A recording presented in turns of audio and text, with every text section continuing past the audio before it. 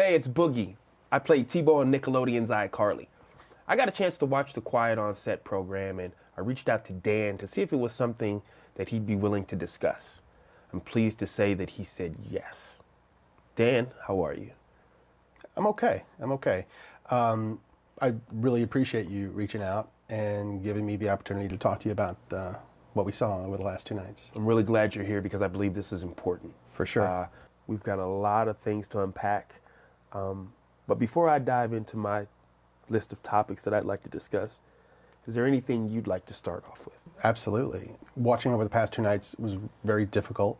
Me facing my past behaviors, some of which are embarrassing and that I regret. And I definitely owe some people a pretty strong apology. Let's talk about the massages. Okay. Watching the content yesterday, it was disturbing. It was wrong. It was wrong that I ever put anybody in that position. It was the wrong thing to do. I'd never do it today. I'm embarrassed that I did it then. I apologize to anybody that I ever put in that situation. And even additionally, I apologize to the people who were walking around Video Village or wherever they happened, because there were lots of people there who witnessed it who also may have felt uncomfortable. So I owe them an apology as well. Yeah. Dan, talk to me about the writer's room. From what I saw, not cool. No. And I don't mean to cut you off, but if I can cut right to the chase, let me just say, no writer should ever feel uncomfortable in any writer's room, ever, period, the end, no excuses. Most TV writers, comedy writers have been in writers' rooms, and they are aware that a lot of times there are inappropriate jokes made and inappropriate topics come up. But the fact that I participated in that, especially when I was leading the room, it embarrasses me. I shouldn't have done it. And I can tell you why it hurts really bad for me. I remember very clearly my early experiences, my first experiences in the entertainment business. I was green, I was scared, I was excited. It meant the world to me that I was getting those opportunities. And I went in and I got lucky because they were great. My first couple of experiences were fantastic. And the fact that I didn't pay that forward to every employee that walked through my door, it hurts my heart, because I should have. And I wish I could go back and fix that. In the writer's room, there's no doubt that sometimes those jokes went beyond the pale, and I said things that went too far, or made practical jokes that went too far, and that was wrong. And that was because, I was an inexperienced producer. I was immature. Wouldn't happen today, but I'm just really sorry it happened. Yeah. Now, we know you've had a lot of success over 2 decades. Thousands of people have worked with you, for you. Okay. Let's speak directly to the people who did not have a good experience with you.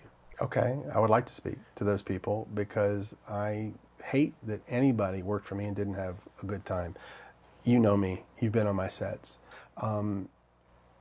Look, I've had some employees that have worked for me for 10 years, some more than 20 years, who would work with me again, but not everybody. There's still a significant number that didn't have a great time working for me, so my batting average isn't nearly high enough in that area.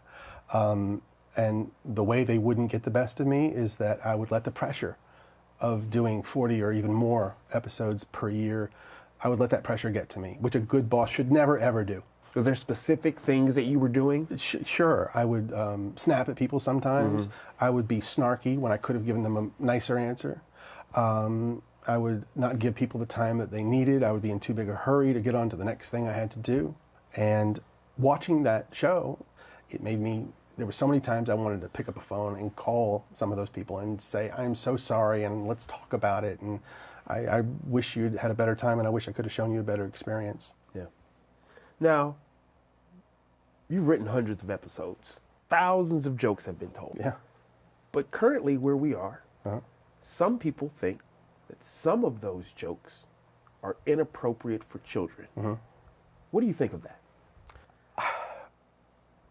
All these jokes that you're speaking of, that the show covered over the past 2 nights, every one of those jokes was written for a kid audience because kids thought they were funny and only funny.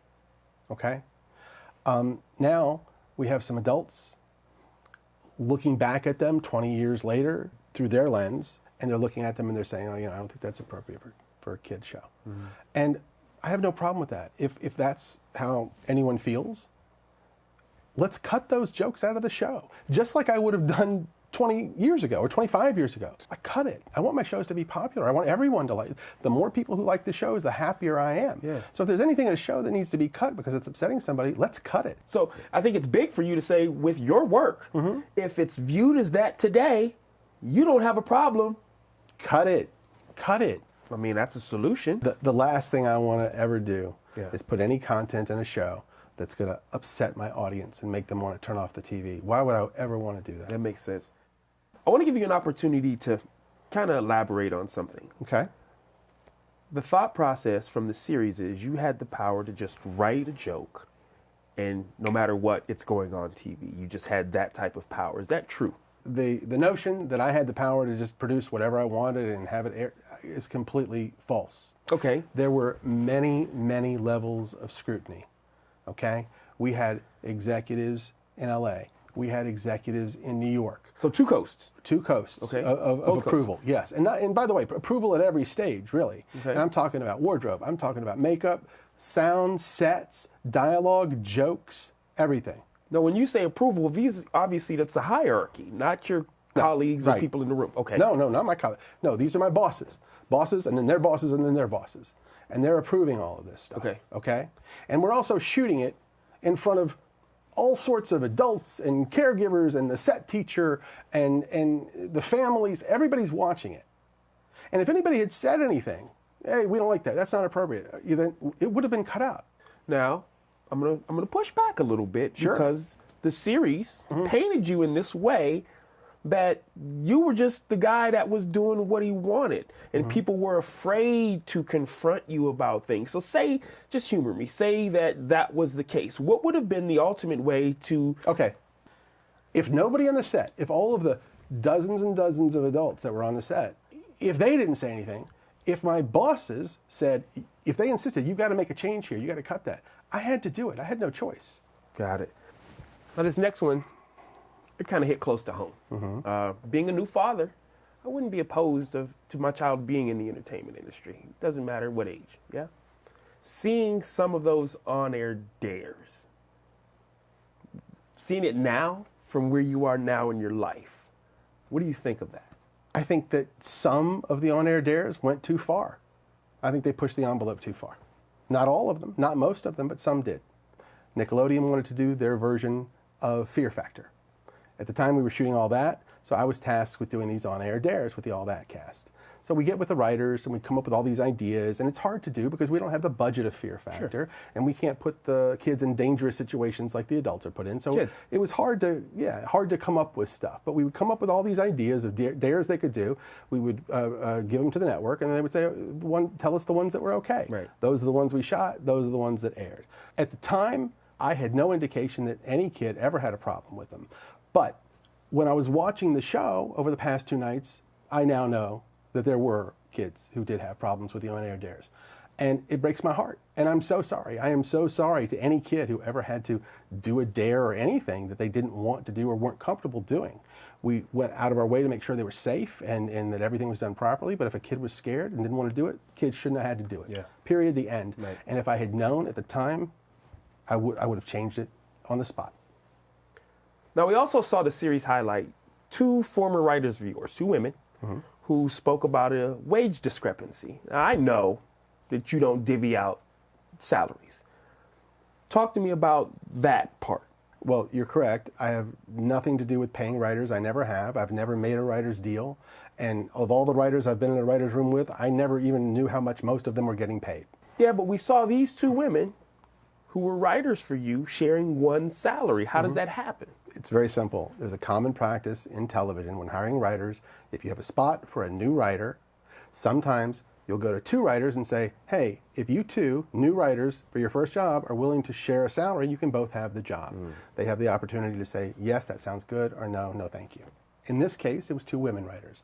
I've done another show where that teaming was done with 2 male writers, and they split a salary. I did another show where it was a male and a female writer, and they split a salary. So And these are all first-time writers. all first-time writers looking for their first gig. Got it. Now, in the series, they also highlighted 2 black actors who said that they felt overlooked. Now, I want to be clear. I'm never going to speak on anyone else's journey. Yeah.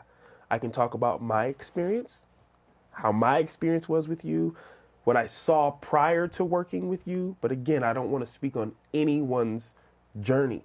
I saw you be honored for diversity in your work. Yes, and the reason for that is diversity has always been very important to me in my shows. If you go back to the very first Nickelodeon show I ever made, that's very evident, as it is in the second one, and then the first movie I ever made for Nickelodeon, which starred Kenan and Kel, and every show I did after that had a lead black actor in it. I'm very proud of that. It's very important to me. And not only am I proud that they were in my shows, I'm exceptionally proud of the achievements they've had beyond my shows, and they've gone on to bigger and better things, and that gives me a great sense of pride. Well, something that really kind of bothered me was how they depicted your relationship with the cast. Yeah, it bothered me too. Yeah, just me being there, I knew the dynamic was trust. I understood that in situations where they may have had turmoil, whether it be with their families, whether it be other castmates, they came to you. Versus how they made you look. With that said, Amanda Bynes was brought up in the series and her emancipation and how you were involved in that. Can you talk to us about it a bit? Sure. Amanda was between the ages of 16 and 17, and she wanted to get emancipated from her parents, which was a fairly common thing with successful young actors, at least at the time. Sure. And she wanted that for herself. So she turned to her team, which included her lawyer, her agent, her manager, her publicist, me, because she included me as part of her team, thought of me that way. We supported her. She tried to get emancipated. It ended up not working out. She didn't. Well, since we're here, let's stay here for a moment. There was also an incident where she had ran away from home, if you would. Can you talk to us a little bit just to clear the air of exactly what happened in that situation? Yes. One night, it was very late, well after midnight, 1 or 2 in the morning. Phone rang. I answered. It was Amanda. She was upset. She was in distress. She had had some conflict with her parents, I think her father, and she called me. I was immediately concerned about her safety. I called someone who I knew was fairly nearby. That person was able to go and pick her up. Then I knew she was safe. I felt better. She ended up being taken to the police. Well, regardless of what some people may think, I think it's only positive that you are there for people when they need you. That said, let's talk about some of the things that have just been swirling forever. Okay. You were banned from your set. Never, never, never happened. That is a false rumor. What happened? Add it to the list of false rumors. Talk to me. What happened? They were adult actresses at the time, and they had their own specific reasons for not wanting to do the show anymore. I'm not judging that. It got tense, and what they don't know, maybe, is I did everything I could to make that show go away. My producer partner at the time, we would call and say, this is not a good situation. Okay. So I decided I'm going to do what most showrunners do, which is you're not on the set. There's a director there to shoot it. I'll go up to the writer's room. I'll work on the next script. But because everybody was so used to me caring about every detail of every show so much, for me not to be on the set, maybe some people thought I got banned. So it was more of an assumption because this guy's usually here and now he's not. I don't know if it was an assumption. I don't know if somebody thought they were making me look bad by saying I got banned from the set. I have no idea. Okay. All I know is I was never banned from the set. Yep. The darkest part of this series discussed child predators. Now, I want to make sure that we clear a couple of things up. Okay. Brian Peck was not hired by you. No, I did not hire Brian Peck. This was a Tolan Robbins production? Yeah. And when Drake and I talked and he told me what had happened, I was more devastated by that than anything that ever happened to me in my career thus far. And I told him, I'm here for you. What do you need? Which Drake mentioned in the show that we watched last night. And next, I heard that he went to court when this guy was being tried, Peck. And when Drake walked in, he saw 50 people sitting on the side of the courtroom supporting Peck. A lot of them pretty famous. Of course, Drake was devastated that that happened. And even more disappointing, 41 of those people wrote letters for Peck, character letters, praising him for who he was and asking for leniency, and they knew that he was guilty. They knew he had confessed to some degree, and they still did this. That's baffling that adults would do that.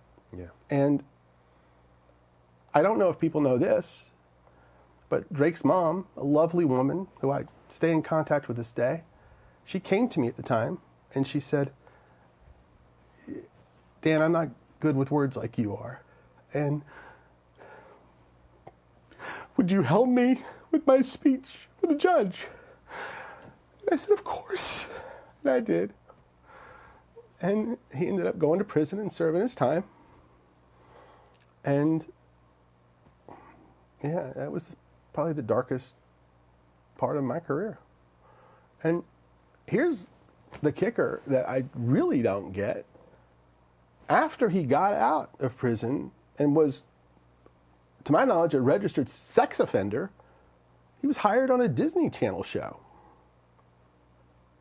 I don't understand that. I don't understand. Yeah. I appreciate you sharing that, man. Are you okay? You want to take a minute? Yeah, I might. Let's keep going. Yeah? Yeah. Okay. I think we really unpacked some important things. We set the record straight on a lot of things. Before I let you get out of here, I appreciate the vulnerability that you use in knowing that there's definitely things that you would have and should have done differently.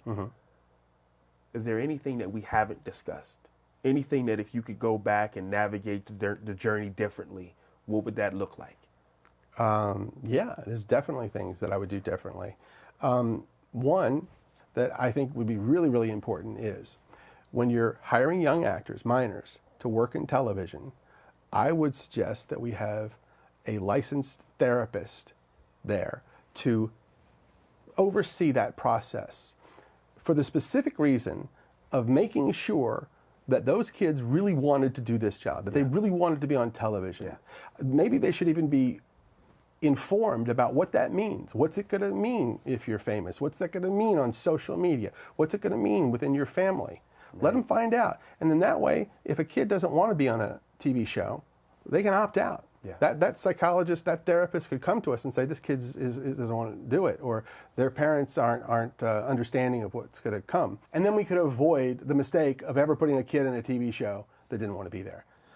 And additionally, the main thing that I would change is how I treat people and everyone. I definitely at times didn't give people the best of me. I didn't show enough patience. I could be cocky and definitely overambitious and sometimes just straight up rude and obnoxious, and I am so sorry that I ever was. And all right, when I watched the show, I could see the hurt in some people's eyes, and it made me feel awful and regretful and sorry. I wish I could go back, especially to those earlier years of my career, and bring the growth and the experience that I have now and just do a better job and never, ever feel like it was okay to be an asshole to anyone, ever. Look, I wanted to make funny TV shows for kids, and we definitely did that.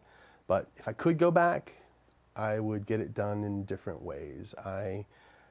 I'd just be nicer as often as possible and listen more to the people on my team. And I would do everything that I could to make sure that everyone had a good experience. That's what I do differently. Dan, I appreciate your time. I appreciate you. Thanks for stopping by, man. Thank you.